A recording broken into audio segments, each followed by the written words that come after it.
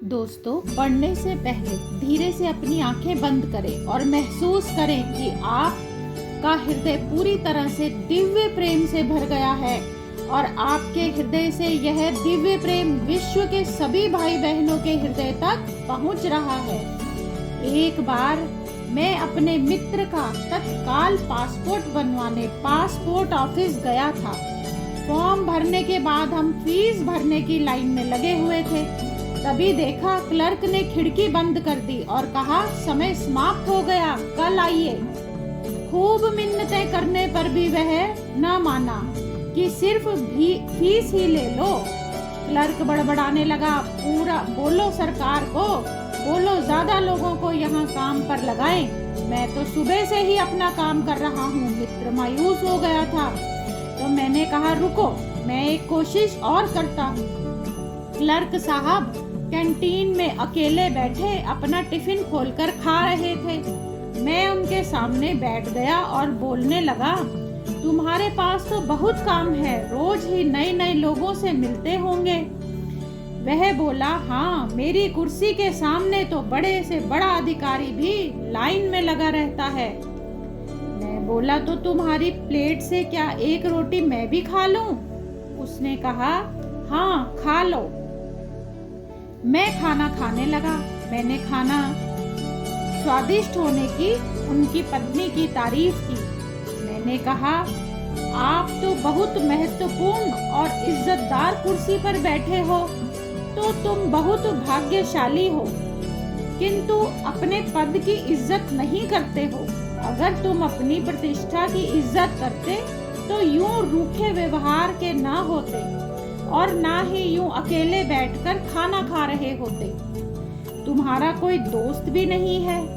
मैंने कहा, जरा सोचो, भगवान ने तुम्हें इस कुर्सी के माध्यम से अपने रिश्ते बनाने का मौका दिया है और तुम हो कि अपने व्यवहार से रिश्ते बिगाड़ रहे हो। अगर जीवन में रिश्ते ही ना कमाए तो पैसा किस काम का? वह रुआंसा हो आया और बोला, पत्नी झगड़ा कर कर मायके गई है, बच्चे भी मुझसे बात करना पसंद नहीं करते, माँ है घर में, वो भी कम ही बोलती हैं, समझ नहीं आता गड़बड़ी कहाँ है। मैंने कहा, खुद को लोगों से जोड़ो, किसी की मदद कर सकते हो तो करो। उसे मेरी बात समझ आ गई थी। वह बोला, अपने मित्र के साथ मेरी खिड़की के सामने आओ और फीस भर दो। फिर उसने मेरा फोन नंबर भी मांगा। बरसों बीत गए। इस रक्षाबंधन पर एक फोन आया। आवाज आई, मैं मदन चौधरी बोल रहा हूँ। कई साल पहले आप अपने मित्र के साथ पासपोर्ट के लिए हमारे पास आए थे और रोटी बांट कर खाई थी। मुझे सब याद हो आया। वह बोला, अपनी बातों पर अमल कर मेरा परिवार और जीवन सुधारने के लिए आपका बहुत बहुत धन्यवाद। वह बोलता जा रहा था और मैं सुनता रहा। वह बोला, अगले महीने बिटिया की शादी है, आपको आना है।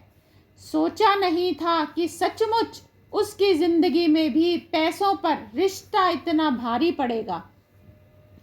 दोस्तों, आदमी भावनाओं से चाहता है, नियमों से नहीं। नियमों से तो भाई मशीनें चला करती हैं।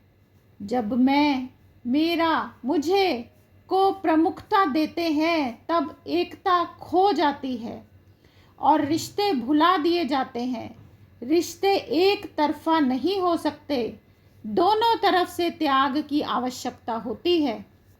जो व्यक्ति सभी के साथ एक हो जाता है और सबको समान रूप से देखता है, वह हमेशा ईश्वर के साथ होता है। तो यही है हमारे भारतीय संस्कृति की वासुदेव कुटुंबकम की प्रथा। तो दोस्तों, अपने रिश्ते निभाइए और अपने प्रियजनों से सदा मेल जोल बढ़ाए रखिए। जय श्री कृष्णा, जय श्री कृष्णा, जय श्री कृष्णा।